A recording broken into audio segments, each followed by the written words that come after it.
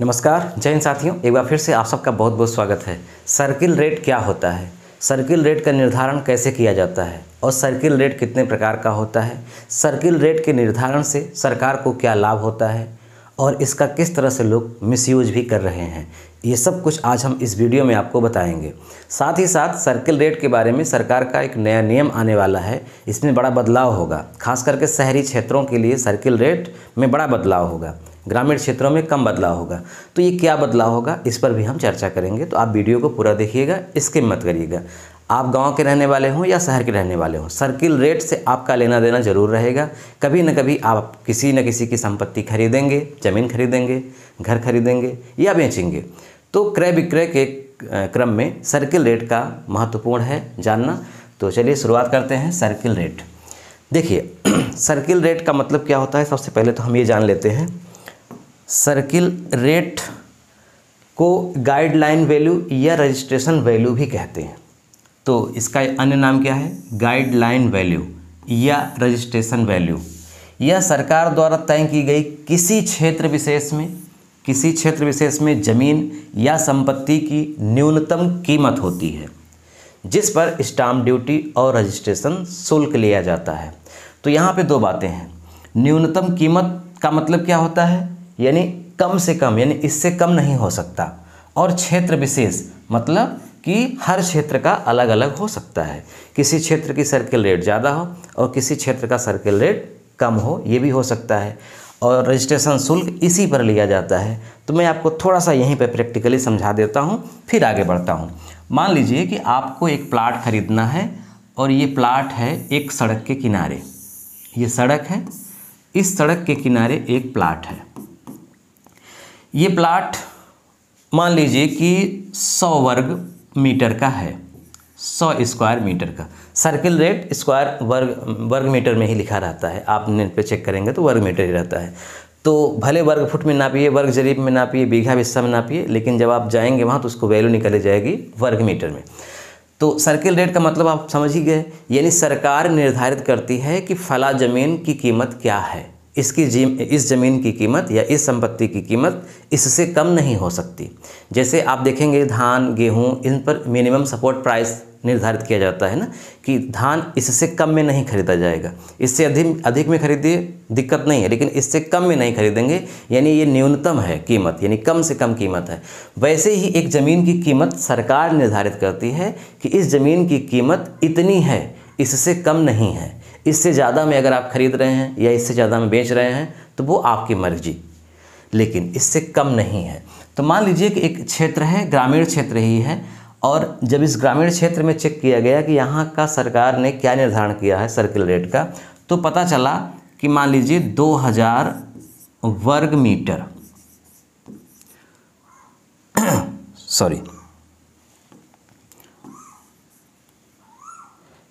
मान लीजिए पता चला 2000 रुपये प्रति वर्ग मीटर ये सर्किल रेट है। मैं ये है कि नहीं इससे मतलब नहीं है, मैं एक उदाहरण से आपको समझा रहा हूँ। ये जो प्लाट है इसे खरीदना है, इसका सर्किल रेट है 2000 प्रति वर्ग मीटर, मतलब 1 वर्ग मीटर की कीमत 2000 रुपये है। तो इसकी पूरी कीमत कितनी हो गई, चूँकि 100 वर्ग मीटर का प्लाट है तो आप 2000 का गुणा कर दीजिए, तो कितना हो जाएगा, 1 2 3 4 5, यानी कि 2 लाख, 3 4 5, 2 लाख रुपए इसकी कीमत हो गई प्लाट की गवर्नमेंट की नज़र में, यानी ये 2 लाख रुपए का प्लाट है। ये जो 2 लाख रुपए है ये क्या है, सर्किल रेट, यानी कि सरकारी कीमत। अब ज़रूरी नहीं है कि ये प्लाट 2 लाख रुपए में ही बिके या 2 लाख रुपए में ही खरीदा जाए, ज़रूरी नहीं है।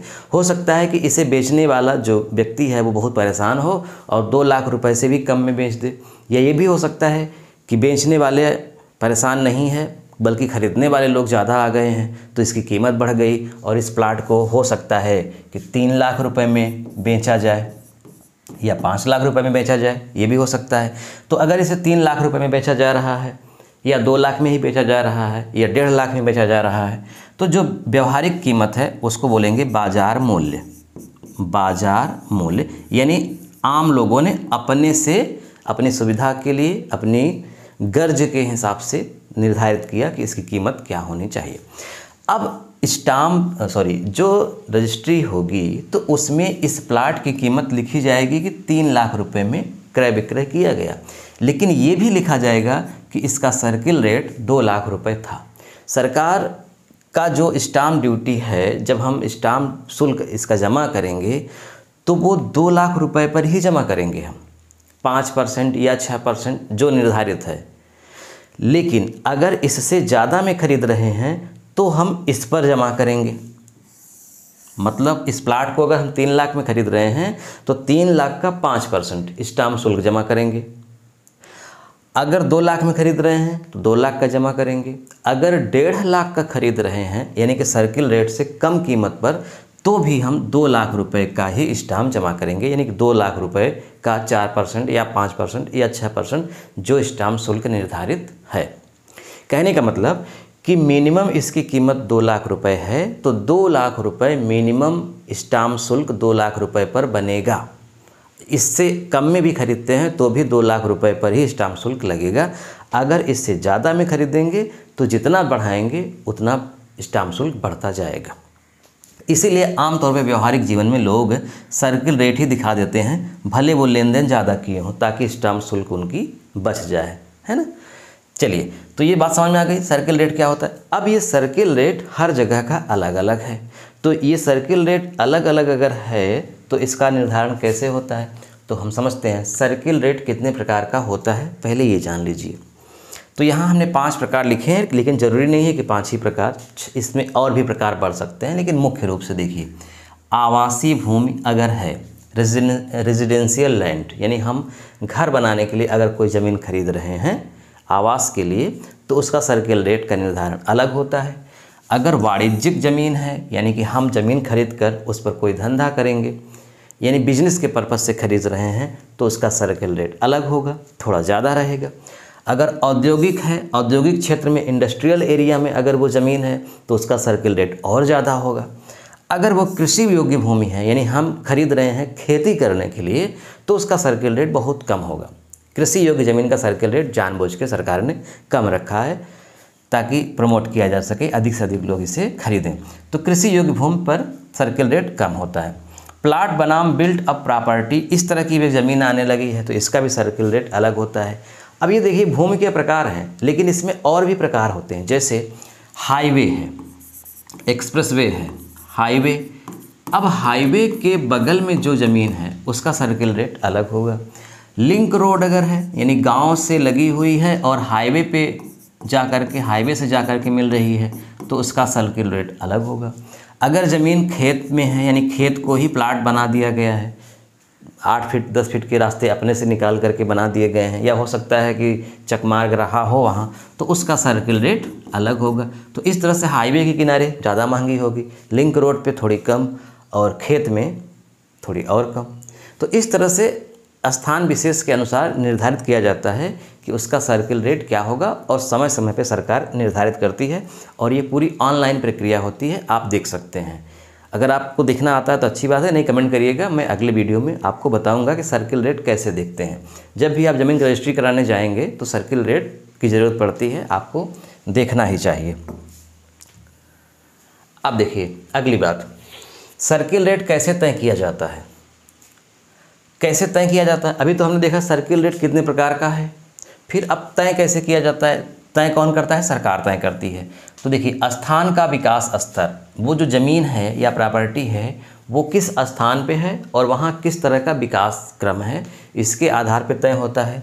यानी कि वो हाईवे के पास है कि शहर के पास है कि गांव में है ना, शहर के पास है या गांव में है। इसके अलावा इंफ्रास्ट्रक्चर, जैसे कि सड़क, पानी, बिजली, स्कूल, अस्पताल आदि। इस तरह बाज़ार मूल्य, मार्केट रेट के आधार पर औसत तय किया जाता है, जिसे हमने अभी चर्चा किया है, तो इसका भी सरकार निर्धारण करवाती है। प्रस्ताव या सुझाव, सर्वे के बाद जनता और अधिकारियों से सुझाव मांगे जाते हैं कि क्या इसका होना चाहिए। भूमि का उपयोग के आधार पे, यानी कृषि के लिए है कि आवास के लिए है कि वाणिज्यिक के लिए है, और भूतपूर्व रजिस्ट्रेशन शुल्क पिछले वर्षों में कितनी ज़मीनें बिकी हैं, इस तरह से भी देखा जाता है कि यहाँ ज़मीनें ज़्यादा बिक रही हैं कि कम बिक रही हैं। ज़्यादा बिक रही हैं तो ऑटोमेटिक सर्किल रेट उसका बढ़ाया जाएगा, कम बिक रही हैं तो घटाया जाएगा, ताकि अधिक से अधिक लोग वहाँ पे क्रय विक्रय कर सकें। तो ये है इसकी प्रक्रिया। अब देखिए सर्किल रेट से क्या असर पड़ता है, क्या प्रभाव पड़ता है सर्किल रेट के निर्धारण से। तो पहला प्रभाव ये है कि स्टाम्प ड्यूटी और रजिस्ट्रेशन फीस इसी रेट पर आधारित होती है। रजिस्ट्रेशन फीस क्या है, इसी को कोर्ट फीस बोलते हैं, कोर्ट फीस। तो कोर्ट फीस भी सर्किल रेट पर ही लगती है, 1%, 1.5%, आधा परसेंट, जहाँ जो निर्धारित है। और स्टाम्प ड्यूटी भी 4%, 5%। जैसे आमतौर पे मैं अगर प्रयागराज की बात करूँ तो यहाँ पे गांव में अगर ज़मीन का क्रय विक्रय होता है प्लाट का, तो महिला के नाम अगर खरीद रहे हैं तो सर्किल रेट का 4% स्टाम्प ड्यूटी लगती है। पुरुष के नाम है तो सर्किल रेट का 5%। शहर में जाते हैं तो महिला में 6%, पुरुष में 7%। इस तरह से सर्किल रेट लगता है। और रजिस्ट्रेशन फीस भी लगती है, यानी कि कोर्ट फीस जिसे बोलते हैं, 1% के आसपास। तो ये इसका निर्धारण रजिस्ट्रेशन शुल्क जो सर्किल रेट है उस पर लगता है।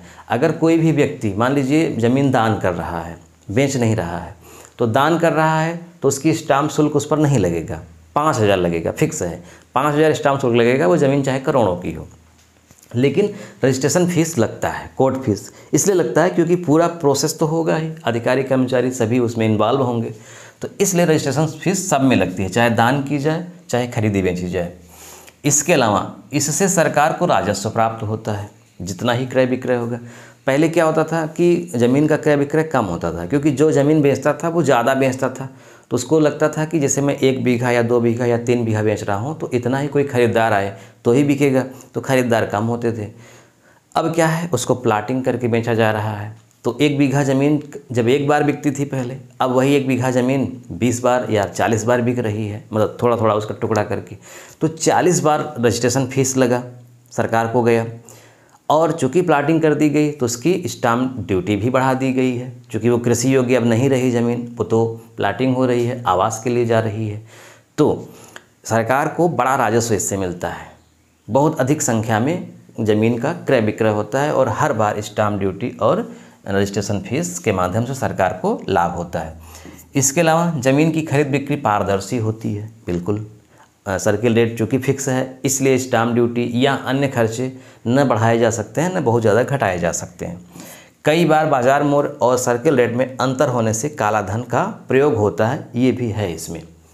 आमतौर पे भाई सर्किल रेट का निर्धारण कर दिया गया है, लेकिन वो ज़मीन हो सकता है उतनी वैल्यू की वहाँ ना हो, या बहुत वैल्यू की है। कभी कभी सर्किल रेट से 10 गुना ज़्यादा महंगी बेची जाती है ज़मीन, कभी कभी इससे कम में भी होती है, तो इसका भी दुरुपयोग होता है। आजकल प्रयागराज में एक खबर है कि प्रॉपर्टी जो घर है उसके क्रय विक्रय में बड़ा स्टाम्प ड्यूटी में चोरी की गई है।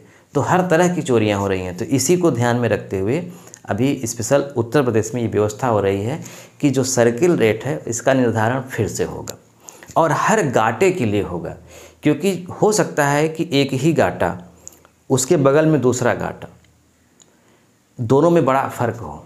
एक गाटे की बहुत कीमत हो, बहुत कीमत का मतलब वो ऐसे लोकेशन पे हो जहाँ कमर्शियल काम होगा, है ना, कोई धंधा कर सकता है, कोई बिजनेस कर सकता है, लेकिन जस्ट उसके बगल में ऐसा नहीं है, लेकिन सर्किल रेट दोनों का सेम है, तो दिक्कत है। तो जो ज़्यादा है वैल्यू वाला उसकी सर्किल रेट बढ़ाएंगे, भले उसके बगल में दूसरा गाटा है लेकिन उसकी कम कीमत है तो उसका सर्किल रेट कम करेंगे। यानी अब सर्किल रेट गाटा के अनुसार तय होगा। स्थान का तो महत्व है ही, स्थान के लिए तो ओवरऑल देखा ही जाएगा कि यहाँ सर्किल रेट क्या रखना चाहिए, लेकिन उसके बाद हर गाटे का अलग अलग निर्धारण होगा। ये पूरी ऑनलाइन प्रक्रिया होगी। और जैसे आप खतौनी देखते हैं, कितना ज़मीन है, किसके नाम है, कितनी बार क्रय विक्रय की गई, ये सारी प्रक्रिया आज रियल टाइम खतौनी में आप देख सकते हैं। उसी तरह से उसमें भी अब आप सर्किल रेट भी हर गाटे का देख सकते हैं कि इस गाटे का कितना सर्किल रेट इस समय चल रहा है। ठीक है, तो ये खबर जो है कि सर्किल रेट में फिर से बदलाव किया जाएगा, निर्धारण किया जाएगा गाटे के अनुसार, मुझे लगा आपको बतानी चाहिए और आपको सोचना देनी चाहिए। वीडियो कैसा लगा कमेंट करके आप ज़रूर बताइएगा।